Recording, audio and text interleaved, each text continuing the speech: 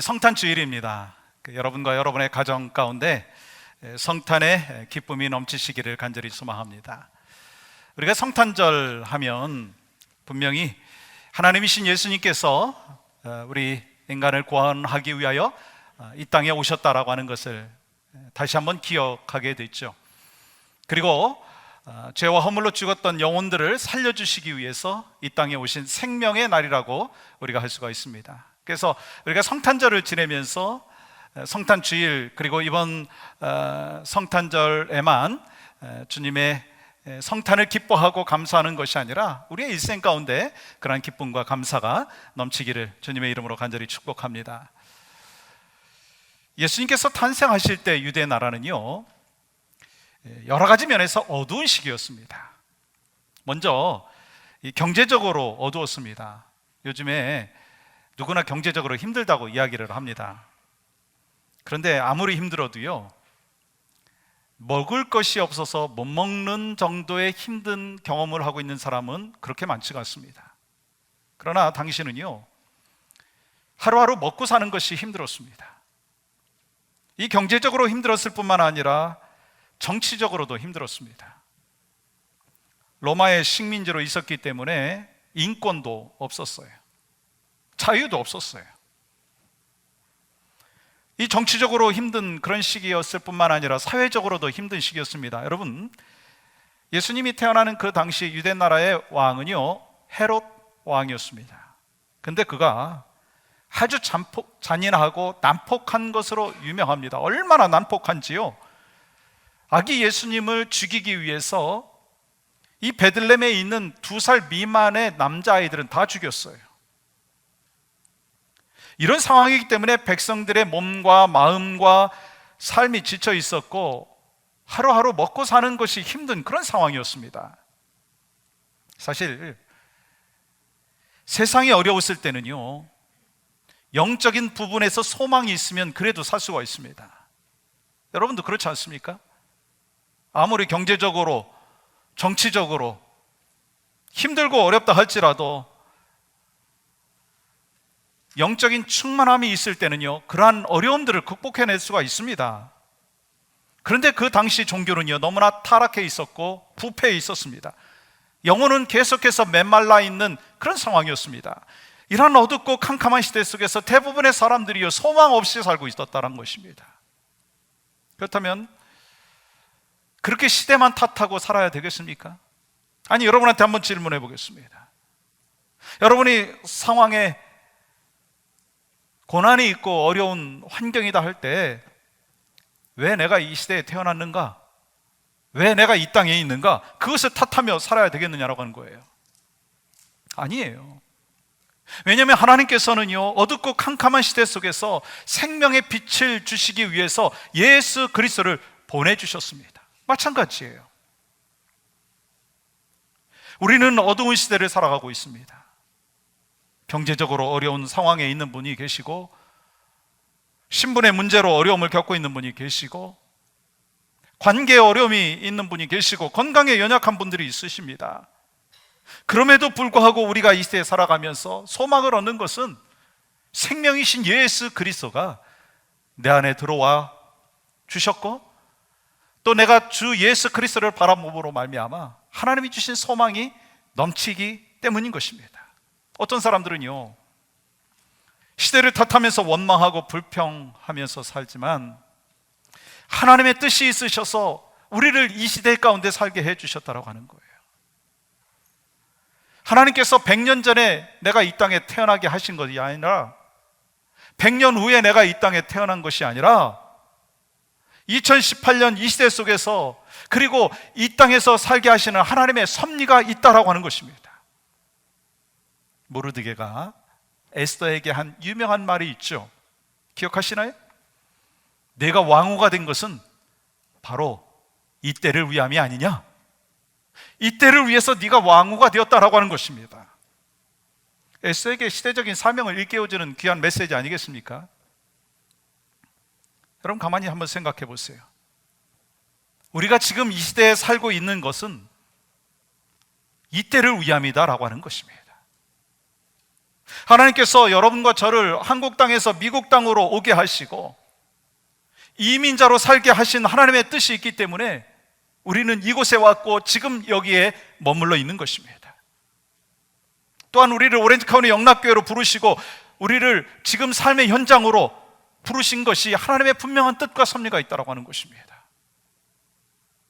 여러분의 배우자를 만나게 하시고, 여러분의 자녀를 만나게 하시고, 여러분의 부모를 만나게 하시고, 여러분의 목회자를 만나게 하시고, 함께 만남의 축복을 가지면서 때로 힘들고 어렵지만 그 속에서 하나님의 뜻과 섭리를 발견해내는 것이 우리에게 맡겨주신 사명 중에 하나이고, 그것이 바로 크리스찬의 삶이라고 하는 것입니다. 그래서 우리는 우리가 있는 곳에서 하나님의 뜻을 발견하고 하나님의 뜻을 이루어 가야 될 줄 믿습니다. 그러면 여러분, 2000년 전 어두운 세상에 오신 메시아이신 예수 그리스도를 사람들은 어떻게 맞이했느냐라고 하는 것입니다. 아니, 2000년이 지난 우리는요, 성탄을 맞이하면서 어떤 마음의 자세를 가져야 되느냐라고 하는 것입니다. 본문을 통해서 성탄을 맞이한 사람들의 삶의 모습을 보면서 우리가 지금 살아가는 가운데 이 성탄절, 2018년의 성탄절을 맞이하는 가운데 어떻게 살아야 될지에 대하여 말씀을 통해서 내 자신을 비추어 보고 신앙을 점검해 보고 결단하는 귀한 시간 되기를 간절히 소망합니다. 먼저 오늘 본문의 말씀을 보니까요, 성탄을 맞이한 사람 중에 첫 번째 등장하는 사람이 누구예요? 헤롯 왕이었습니다. 헤롯 왕이 이 성탄의 이 기쁨을 어떻게 반응했느냐라고 하는 것입니다. 예수님께서 탄생하던 당시에 유대 땅을 다스리고 있었던 헤롯 왕은 이 동방에서 온 박사들로 인해서 뜻하지 않은 소식을 듣게 되는 것을 보게 됐죠. 여러분 1절 말씀 보시면 헤롯 왕 때에 예수께서 유대 베들레헴에서 나심에 동방으로부터 박사들이 예루살렘에 이르러 말하되, 2절은 한번 같이 읽어볼까요? 시작. 유대인의 왕으로 나신 이가 어디 계시냐? 우리가 동방에서 그의 별을 보고 그에게 경배하러 왔노라 하니. 어떤 소식인가요? 유대인의 왕이 태어났다라고 하는 것입니다. 이 말을 들은 헤롯 왕은요, 먼저 대제사장과 서기관들에게 질문합니다. 아니, 그리스도가 어디서 탄생했느냐? 그랬을 때 대제사장과 서기관들은요, 미가서 5장 2절의 말씀을 인용하면서 유대 땅 베들레헴입니다 라고 대답을 하죠. 그 후에 헤롯은요, 다시 동방 박사들을 부릅니다. 그리고 별이 나타난 때를 자세히 묻고 자기도 아기 예수님 앞에 경배하겠다고 이야기합니다. 근데 여러분, 본문의 12절과 16절의 말씀에 보면 헤롯의 속마음은요, 유대인의 왕으로 태어난 아기 예수님을 경배하기 위한 것이 아니었습니다. 죽이려고 하였던 것입니다. 그렇다면 한번 생각해 보세요. 왜 헤롯은 예수님의 탄생에 대하여 즐거워하지 아니하고 기뻐하지 아니하고 예수님을 죽이려고 했느냐라고 하는 것입니다. 먼저 우리는 헤롯이 왕이 된 배경을 살펴봐야 합니다. 당시에 유대는요, 로마 식민지로 있었습니다. 근데 BC 47년에 유대에서 로마에 항거하는 민중 반란이 있었어요. 그때 에돔 사람이었던 헤롯은요, 그 반란을 보면서 내가 출세할 기회를 얻을 수 있겠구나 라고 하는 생각을 갖고 로마 편에 서서 이 민중들이 반란을 일으키는 그 모습을 바라볼 뿐만 아니라 그들에게 잔인하게 능숙하게 반란을 진압했어요. 그러다 보니까요, 로마의 인정을 받아가지고 유대 나라의 왕이 된 것입니다.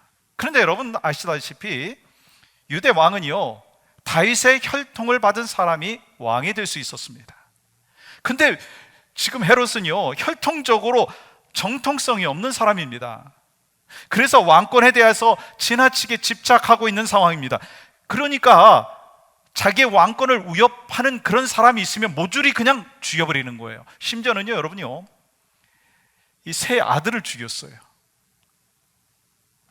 또한 와이프를 죽였어요. 장모님을 죽였어요. 처남도 죽였어요. 왜요? 유대인의 왕으로 태어났다라고 하는 그 소식 이전에 자기의 왕권을 위협하는 사람이 있었는데 그 사람을 다 죽였어요. 그러니까 유대인의 왕으로 태어났다라고 하는 그 소식을 들으니까 이 헤롯 왕은요, 무슨 계획을 세우겠습니까? 살인 계획을 세우는 거예요. 여러분 7절 말씀 보세요. 별이 나타난 때를 자세히 묻고, 여러분 왜 물었는 줄 아세요? 살인 계획을 세우려면 정보가 있어야 되잖아요. 그리고 8절의 말씀을 보면 박사들을 보내면서 이렇게 말하고 있습니다. 자세히 알아보고 찾거든 내게 고하여 나도 가서 그에게 경배하게 하라. 지금 헤롯은요, 어떤 마음인가 하면 정말 예수님 앞에 경배할 마음이 있었던 것이 아니라 예수님을 죽이려고 하는 것입니다. 즉 헤롯은요, 자기의 왕권을 유지하기 위해서 방해되는 모든 것들을 제거하려고 하는 음모를 꾸미고 있었다라고 하는 것입니다. 그러므로 헤롯은요, 예수님께서 이 땅에 오신 성탄절이 반갑지도 않았고요, 즐겁지도 않았어요. 왜냐하면 예수님께서 왕으로 오신 것이 본인에게 받아들여지지 아니하고 인정하고 싶지도 아니하고, 예수님께서 자기 왕좌에 앉게 되면 자기의 왕의 자리는 빼앗기고 마는 것입니다. 그래서 헤롯은요, 자신을 구원하기 위해서 오신 예수 그리스도를 만나는 기회도 얻지 못했고, 구원받을 수 있는 기회도 얻지 못했고, 세상에서 가장 불행한 사람 중에 한 사람이 된 것입니다. 결국 헤롯은요, 예수님의 탄생 소식을 듣고 시기와 질투로 쌓여 있었고, 결국 2살 아래에 있는 남자아이들은 다 죽이는 끔찍한 일을 저질렀다는 거예요. 근데 여러분, 제가 이 말씀을 묵상하면서 2000년 전에 헤롯 왕이 자기의 왕권을 내려놓지 못하게 하기 위해서, 뺏기는 것이 싫어서 예수 그리스도를 죽이려고 하는 그 음모를 갖고 있었듯이, 여러분과 저의 삶의 모습 가운데, 오늘날의 삶의 모습 가운데서도요, 헤롯 왕과 같은 모습이 있다라고 하는 것입니다. 그러면서도 인생의 계획을 자기 마음대로 유지하고 살아가려고 하고, 자기 마음대로 결정을 하려고 하고, 자신의 왕좌에 예수 그리스도를 모시고 산다라고 하는 결단을 했지만 지금 현실 속에서 그렇게 하지 못한다라고 하는 것입니다. 그러면서 이렇게 노래합니다. 내 인생은 나의 것, 내 인생은 나의 것, 그냥 나에게 맡겨주세요. 내가 모든 것을 책임질 수 있어요. 혹시 누가 노래한 건지 아세요? 민혜경. 그 시대에 살았던 사람들이 아는 거예요. 여기 지금 30대들은 다 모르는 것 같아요. 이것이 마치 헤롯이요, 왕으로서 다른 사람이 왕이 되는 것을 용납하지 않으려고 했던 것처럼, 우리들도 마찬가지로 자기 외에 다른 왕을 인정하지 않으려고 한다라고 하는 것입니다. 오직 자기가 왕이고 자기가 인생의 주인이라고 하는 것입니다. 그래서 내가 어느 대학을 선택을 할 것인지, 또한 어떤 직업을 가질 것인지, 어떤 사람과 데이트할 것인지, 어떤 사람과 결혼할 것인지, 몇 살에 내가 아이를 낳을 것인지, 자녀 교육은 어떻게 할 것인지 기도하고 결정하고 말씀 안에서 결정해야 되는 것이 크리스찬의 삶인데, 기도하지 않냐고 내 마음대로 한다는 거예요. 나이가 들어서는 어떤 줄 아세요? 은퇴한 후에 내가 어떻게 살아야 될지에 대하여서 하나님 앞에 묻지도 않냐고 내 마음대로 결정합니다. 어떻게 인생을 마무리할지 거기에 대해서도요, 내 마음대로 결정합니다. 왜요? 자기 자신이 왕이기 때문에. 그러니까 어떻게 이 땅에 왕으로 오신 예수 그리스도를 받아들일 수 있겠느냐라고 하는 것입니다. 그러므로 여러분, 진정으로 예수 그리스도의 왕되심을 인정한다면, 하나님의 백성답게 살기를 원한다면, 내 주권을 이 성탄절에 다시 한번 내려놔야 될 줄 믿습니다. 내 왕좌에 내가 앉아있는 모습이 아직도 있다면, 내 왕좌에, 내 자리에, 내 중심에 주님의 왕권을 인정하는 결단이 이 성탄절에 있어야 될 줄 믿습니다. 두 번째로 나타난 사람들이 누구예요? 예루살렘 사람들입니다. 그들의 반응은 어땠습니까? 여러분, 3절의 말씀을 현대의 성경으로 보면 이렇게 기록을 하고 있습니다. 헤롯 왕은 그 말을 듣고 몹시 근심하였으며 온 예루살렘도 이 소문으로 떠들썩하였다. 그러니까 예수님께서 탄생하실 때 헤롯은요, 유대인의 왕이 태어났다라고 하는 그 소식을 듣고 당황합니다. 소동합니다. 디스터브 했다고 했습니다. 그리고 예루살렘에 있는 사람들은요, 유대인의 왕이 태어났다라고 하는 소식을 듣고 떠들썩했습니다. 왕이 태어나셨대? 소문에 소문이 전해지면서 사람들은 이구동성 시끄럽게 반응을 합니다. 그런데 여러분, 이 모습을 보면서, 예루살렘 백성들의 모습을 보면서 오늘날의 사회와도 비슷한 그런 부분들을 우리가 볼 수가 있다고 하는 것입니다. 여러분, 한번 생각해 보세요. 크리스마스 시즌이 되면요, 크리스마스 장식을 멋지게 해놓는 곳이 많습니다. 저도 그런 곳에 몇 번 가봤어요. 제가 살고 있는 곳에도 있고, 저 브레아에도 있고, 뭐 애나임에도 있고, 저 코로나델마에도 있고, 나고나 니굴에도 있습니다. 제가 한 번은 가족들하고 가봤는데요, 그 데코레이션을 멋있게 해놓은 그 동네에 가려고 하니까 파킹할 자리가 없는 거예요. 그래서 먼 곳에 파킹을 하고 걸어갔습니다. 가보니까 정말 화려하고 멋졌습니다. 성탄 트리뿐만 아니라 멋진 조명과 마리아상, 요셉상, 말귀에 놓으신 예수 그리스도, 목동들의 모습, 양, 없는 것이 없을 정도로 멋진 장식이었습니다. 근데 그 데코레이션을 멋있게 해놓은 집에 어떤 사람이 집 밖으로 나오는 모습을 보면서, 아, 저분이 주인이구나 생각이 들었어요. 그래서 인사했습니다. 메리 크리스마스. 그랬더니 그분의 반응은요, 해피 할로데이, 그렇게 인사하더라고요. 무슨 의미일까요? 정말 예수 그리스도가 이 땅에 오심을 기뻐하며 즐거워하며 데코레이션을 했느냐는 거예요. 요즘에 백화점마다 특수를 누리고 있는 거 여러분 아시죠? 코스코 가보셨어요? 파킹하기 힘들어요. 심지어 타겟도 그렇고요, 한국마켓도 가보면은요, 파킹할 장소가 없습니다. 몇 번은 돌아야 돼요. 그런데 이렇게 소란스럽기는 하지만 대부분의 사람들이 예수 그리스도의 탄생을 생각하지도 아니하고 예수님께 경배하지도 않는다는 거예요. 그저 그냥 자기들끼리 즐겁고 분위기를 내는 거예요.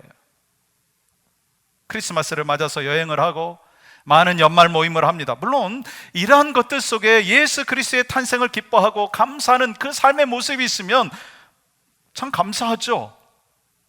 멋있게 데코레이션을 하는 그 과정 가운데도, 아, 예수님께서 이 땅에 오신 것을 기뻐하면서 우리 데코레이션을 합니다. 패밀리 트립을 합니다. 뭐 그러면은 좋겠죠. 그런데 그런 모습이 없는 사람들이 너무나 많다라고 하는 것입니다. 여러분, 이것이 마치 예수님 당시에 예루살렘에 있는 사람들이 소문을 듣고 떠들썩했던 모습과 마찬가지 아니냐라고 하는 것입니다. 예수 그리스도의 탄생과 별 상관없이 살아가는 삶의 모습이 혹시 저의 모습이 아니냐는 거예요. 여러분의 모습이 아니냐라고 하는 것입니다. 또 세 번째로 등장하는 사람이 누굽니까? 대제사장과 서기관들입니다. 4절 말씀 볼까요? 같이 한번 읽겠습니다. 시작. 왕이 모든 대제사장과 백성의 서기관들을 모아 그리스도가 어디서 나겠느냐 물으니. 여러분, 대제사장과 서기관들은요, 어떤 사람들인 줄 아세요? 성경 박사들입니다. 성경에 대해서 최고의 지식을 갖고 있는 사람들입니다. 그래서 헤롯 왕이요, 그리스도가 어디서 나겠느냐라고 질문을 했을 때 그들은 거침없었습니다.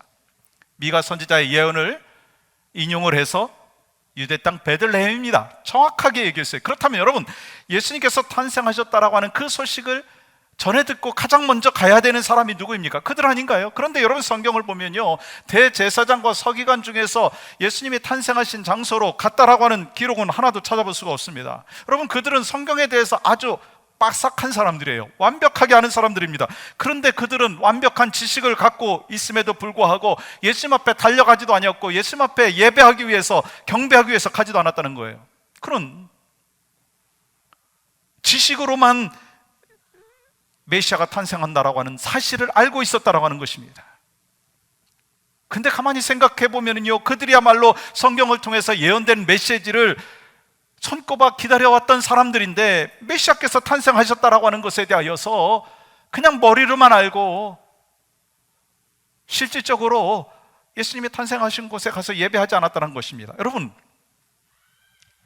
오늘날 우리도 그럴 수가 있다라고 하는 것입니다. 예수님에 대해서는요, 빠삭합니다. 해박합니다. 예수님께서 우리의 죄를 용서하기 위하여 이 땅에 오셨고, 그분께서 십자가에 못 박혀 돌아가심으로 말미암아 우리에게 구원의 길을 허락하여 주셨고, 우리가 예수 그리스도를 영접함으로 말미암아 하나님의 자녀가 되는 권세를 얻었고 영원한 생명을 누리고 살고 있다라고 하는 사실, 성탄절은 동정녀 마리아를 통해서 예수님께서 이 땅에 오신 날을 기념하는 날이라고 하는 것을 정확히 알고 있습니다. 거기에 대해서 성경 퀴즈를 내면은요 100% 대답할 수 있습니다. 그런데 문제가 뭡니까? 알기는 아는데 자신의 삶에서 나타나지 못하는 거예요. 모든 것이 지식으로만 끝내버린다라고 하는 것입니다. 우리가 아는 대로 예수님께서 이 땅에 오셨을 때 율법주의자들을 많이 주님께서 책망하셨어요. 왜요? 입만 선한 사람이었어요. 말은 많이 하지만 행동이 없었어요. 종교 생활을 하는데 신앙생활이 없었다는 거예요. 여러분, 신앙생활이 뭔가요? 성경에 대해서 많이 아는 것이 신앙생활 제대로 하는 것입니까? 신학교 다니면서 지식을 쌓는 것이 바로 신앙생활 하는 것입니까? 아니라는 거 여러분 잘 알지 않습니까? 신앙생활은요, 머리에 있는 것을 가슴으로 끌어내리는 거예요. 하나님께서 나에게 허락해 주신 약속의 말씀을 묵상하고 깨달음으로 말미암아 지식이 늘어날 뿐만 아니라 지식이 늘어나는 만큼 내 가슴이 뜨거워져야 된다는 거예요. 그리고 하나님께서 말씀해 주신 그 말씀대로 손과 발로 실천해야 된다는 거예요. 얼굴이 달라져야 된다는 거예요. 그것이 바로 신앙생활 아니겠습니까? 여러분, 우리가 하나님의 말씀을 읽고 말씀을 듣고 말씀을 묵상하고 훈련받는 목적이 뭡니까? 여러분, 왜 하나님의 말씀을 듣고 묵상하고 훈련받습니까? 이유는 한 가지예요. 말씀대로 행하려고 하는 거예요. 왜냐하면 지식으로 그치는 믿음은요, 시간이 지나면 지날수록 길가바처럼 마음이 딱딱해져서 굳어져서 완악한 마음이 된다는 거예요. 그래서 성경 공부 많이 한 사람들 삶 속에서 실천하지 아니하면, 성령 충만하지 아니하면 목사의 설교를 평가하고 성경을 보면서 크리티컬하게 비평을 하고 그런다는 거예요. 여러분, 본문에 나타나 있는 대제사장과 서기관들의 모습을 보십시오. 그들은 성경에 대한 지식은요, 빠삭했어요. 성경 박사였습니다. 예수님께서 태어나실 때부터, 그런데 십자가에서 못 박혀 돌아가시는 그 순간까지 끈질기게 따라다니면서 가장 괴롭힌 사람들이 누굽니까? 그 사람들이었어요. 하나님의 복음의 말씀이 영혼을 치유하고 삶을 변화시키는 도구가 아니라 다른 사람을 공격하는 도구로 사용했다라고 하는 것입니다. 여러분, 얼마나 위험한 것입니까? 영혼을 살리는 도구가 아니라 영혼을 죽이는 도구였다는 거예요. 우리가 하나님의 말씀을 많이 아는 것 자랑하지 마십시오. 내가 신앙생활을 오래 했다는 것 자랑하지 마십시오. 정말 하나님의 말씀을 내가 듣고 깨닫고 삶 속에서 그렇게 변화된 삶을 살고 있느냐라고 하는 것입니다. 목회자에게도 마찬가지입니다. 성경을 많이 안다고요? 설교를 많이 한다고요? 그게 존경의 모습은 아닙니다. 하나님의 말씀대로 살아갈 때 그것이 바로 존경의 모습으로 우리가 바라볼 수가 있는 것입니다. 장로님도 마찬가지고 여러분도 마찬가지십니다. 그래서 중요한 것이 뭐냐면, 예수님의 탄생에 대하여서 머리로는 알고 있었지만 정말 가슴으로 삶 가운데 적용하지 못했던 이 대제사장과 서기관들의 모습이 혹시 여러분과 저의 모습이 아니냐라고 하는 것입니다. 그래서 이 성탄절에 우리가 분명히 깨달아야 되는 것은요, 성탄의 기쁨과 감사와 감격을 우리가 분명히 가슴속에 지닐 뿐만 아니라 우리 얼굴과 손과 발로 전해야 된다는 거예요. 그것이 바로 하나님께서 우리에게 성탄절을 주신 귀한 이유라고 하는 것입니다. 또 한 부류를 살펴볼까요? 마지막으로 우리는 동방 박사들의 반응을 살펴보기를 원합니다. 1절 말씀 보시면, 헤롯 왕 때 예수께서 유대 베들레헴에서 나심에 동방으로부터 박사들이 예루살렘에 이르러 말하되. 여러분, 동방 박사들은요, 페르시아에서 베들레헴까지 산 넘고 물 건너 가지고 사막을 지나 가지고 약 1000마일의 여행을 한 후에 도착을 했습니다. 한번 가만히 생각해 보세요. 그들이 1000마일을 지나오면서 어떤 여정이 있었겠습니까? 오는 과정 속에서 물이 없는 곳을 지날 수 있었을 것이고, 방향을 잃고 헤맸던 적도 있었을 것이고, 또한 수없이 낙심되는 그런 상황도 있었을 것입니다. 얼마나 배가 고팠겠고 얼마나 피곤했겠습니까? 얼마나 더운 일이 있었고 얼마나 추운 일이 있었겠습니까? 얼마나 위험한 상황이 있었겠습니까? 그럼에도 불구하고 그 모든 고난을 견디고 베들레헴까지 왔다는 거예요. 여러분, 한번 가만히 생각해 보세요. 이 동방 박사들이 예수님 만나기 위해서 걸어왔던 1000마일의 그 여정이 마치 우리의 삶의 인생의 여정이 아니라는 거예요. 우리도 주님 만나는 그날까지 우리 이 땅에서 살면서 때로 물을 건너야 될 것이고 산을 넘어야 될 것이고 가난의 삶의 모습이 있었을 그런 상황도 있을 것이고, 추위와 그리고 더위를 피해야 되는 그런 상황도 있었을 것입니다. 있을 것입니다. 그런데 이 동방 박사들이 그 고난의 여정을 견디고 결국 베들레헴까지 와서 예수 그리스도를 만났듯이 우리도 인생의 여정 가운데 고난이 있다 할지라도 결국은 우리 주님을 만날 줄 믿습니다. 그리고 10절 말씀 보면 아기 예수님을 만난 동방 박사들의 반응이 나오는데요, 한번 10절 같이 읽어볼까요? 시작. 그들이 별을 보고 매우 크게 기뻐하더라. 여러분, 기뻐한다라고 하는 표현이 몇 번 나왔어요? 4번이에요. 매우 크게 기뻐하더라. 무슨 말씀이에요? 최고의 기쁨을 얘기하는 것입니다. 이보다 더 큰 기쁨이 없다는 거예요. 여러분한테 한번 질문해 보겠습니다. 여러분에게 있어서 가장 큰 기쁨이 무엇입니까? 뭐예요? 여러분의 자녀가 출세하는 것입니까? 드디어 내가 배우자를 만났다, 내가 결혼한다. 여러분, 기쁜 일이죠. 우리의 자녀가 정말 믿음의 배우자를 만났다, 기쁜 일입니다. 내가 비즈니스를 시작을 했는데 정말 대박이 났다, 기쁜 일입니다. 그런데요, 우리 크리스찬들에게 있어서 그것이 가장 큰 기쁨이냐는 것입니다. 물론 기쁨이죠. 그러나 예수 믿는 사람들의 기쁨은요, 예수 그리스도를 나의 구주로 영접하고 예수 그리스도와 함께 임마누엘의 그 하나님을 경험하면서 살아가는 가운데 하나님이 주신 은혜와 평강을 경험하고 영원한 소망을 갖고 천국에 갈 그날을 바라보면서 살아가는 그 삶의 여정이 바로 가장 큰 기쁨의 소식이 아니고 그 기쁨의 삶의 모습이 아니냐라고 하는 것입니다. 그것이 바로 큰 기쁨 아니겠습니까? 여러분, 이 동방 박사들이요, 주님의 이 땅에 오심에 대한 그 사인, 그 별을 보고 매우 크게 기뻐하였더라라고 한 뒤에 어떻게 다음에 액션이 나옵니까? 11절 말씀 보세요. 같이 한번 읽겠습니다. 시작.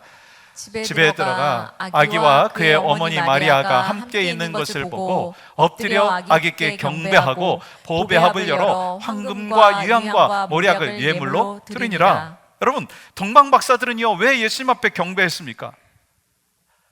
예수님이 이 땅에 오심, 거기에 대하여 분명히 사인을 보고요, 그들은요 매우 크게 기뻐했습니다. 그런데 거기서 만족한 것이 아니라 예수님을 경배했어요. 그렇다면 왜 경배했느냐는 거예요. 그것은 예수님만이 유일한 구원자이시기 때문에, 다른 이로서는 구원을 받을 수 없는데 메시아이신 구세주께서 이 땅에 태어나셨다라고 하는 것을 분명히 알았기 때문에 경배했다는 거예요. 예배했다는 거예요. 그렇기 때문에 동방 박사들은 죽음을 무릅쓰고 모든 걸 포기하고 먼 길을 걸어온 것입니다. 여러분, 경배가 뭡니까? 예배 아니겠어요? 예배가 뭡니까? 종교의식이 아닙니다. 지금 우리가 예배하고 있는데요, 이 예배는 그냥 의식이 아닙니다. 하나님, 제가 주님 사랑합니다. 내가 하나님 앞에 기도합니다. 예배합니다. 말씀 받습니다. 그리고 내가 헌신합니다. 내가 결단합니다. 그것이 바로 예배 아니냐는 거예요. 그래서 여러분, 동방 박사들은요, 선지자들의 예언대로 유대인의 왕으로 나신 메시아를 경배하기 위해서 생명을 바쳐가지고 고난의 길을 지나가면서 모든 것을 포기하고 베들레헴까지 온 것입니다. 그러므로 우리는요, 신앙생활하면서 성탄의 기쁨을 누리는 하나님의 사람으로서 가장 우선순위가 뭐가 되어야 되느냐면, 그냥 기뻐하는 것에서 끝나는 것이 아니라 하나님을 예배하는 거예요. 하나님 앞에 예배하는 것이 하나님 앞에 가장 귀한 헌신을 드리는, 그리고 경배하는 믿음의 사람의 삶의 모습이 되는 줄 믿습니다. 여러분, 동방 박사들은요, 예수님의 탄생을 기뻐하고 예수님 앞에 경배했습니다. 그리고 끝났나요? 그 다음에 나오는 말씀이 우리에게 주시는 영적인 인사이트가 있습니다. 다른 길로 돌아갔다고 했어요. 12절 같이 함께 읽겠습니다. 시작. 그들은 꿈에 헤로데게로 돌아가지 말라 지시하심을 받아 다른 길로 고국에 돌아가니라. 동방 박사들은요, 헤롯이 지시할 대로 길을 걸어가지 아니하고 하나님의 지시를 따르는 길을 걸어갔다는 거예요. 여러분, 영적인 인사이트가 오늘 말씀 속에 있습니다. 뭐냐면, 예수 믿는 사람들은요, 지금까지 걸어왔던 그 길과 다른 길을 걸어가야 된다는 것입니다. 예수 믿기 전에, 예수님 만나기 전에 걸어왔던 길과는 다른 길을 걸어가야 된다는 것입니다. 예수 그리스도를 만나기 전에 내가 왕이었지만 이제 예수 그리스도를 만난 후에는요, 내가 왕이 아니라 주님이 왕이 되셔야 된다는 것입니다. 과거에는 내 중심으로 신앙생활을 했지만, 내 중심으로 인생을 살아갔지만, 이제는 그것이 아니라고 하는 것입니다. 이제 하나님 중심으로 살아가야 된다고 하는 것입니다. 세상의 길을 떠나서 하나님께서 허락하신 길로 가야 된다는 거예요.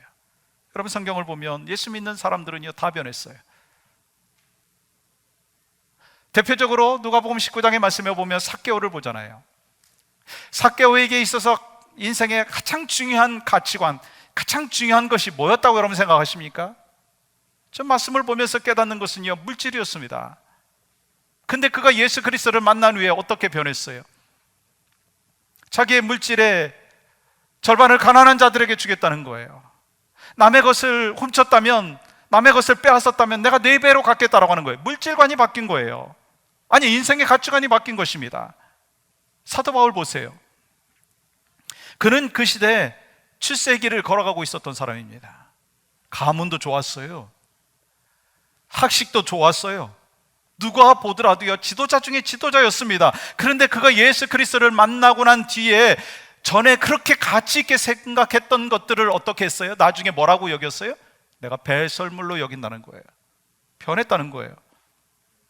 저는 오늘 말씀의 포인트가 뭔가 여러분하고 같이 나누기를 원합니다. 예수님 만난 사람들은요, 이전과 다른 길을 걸어가야 됩니다. 성탄을 우리가 맞이하면서 과거와 다른 길을 걸어가겠다라고 하는 결단이 있어야 됩니다. 가치관이 바뀌고요, 생각이 바뀌고요, 비전이 바뀌고요, 인생의 목적이 바뀌고요, 삶의 모습이 달라져야 됩니다. 그리고 예수 그리스도께서 나를 구원하기 위하여 2000년 전에 이 땅에 오시고 십자가를 지신 것처럼 나도 십자가를 지고 예수 그리스도로 인해 기뻐하고 예수님을 경배하겠습니다. 예수님을 위해서 살겠습니다. 그런 결단이 이 성탄절에 여러분과 저에게 있어야 될 줄 믿습니다. 그때 우리는 동방 박사들이 경험한 매우 크게 기뻐하는 성탄절을 맞이할 뿐만 아니라, 동방 박사들이 예수 그리스도를 만나서 가장 귀한 황금과 유향과 몰약을 드리는 예배의 삶이 있었을 뿐만 아니라, 그 다음부터 세상의 길이 아니라, 자신의 길이 아니라 하나님께서 허락해 주신 그 길을 걸어가는 삶의 모습을 보면서 우리도 그렇게 걷겠습니다, 그렇게 살겠습니다 결단하는, 그리고 그렇게 살기로 하나님 안에서 약속하는 2018년 성탄절이 되시기를 주님의 이름으로 간절히 축복합니다.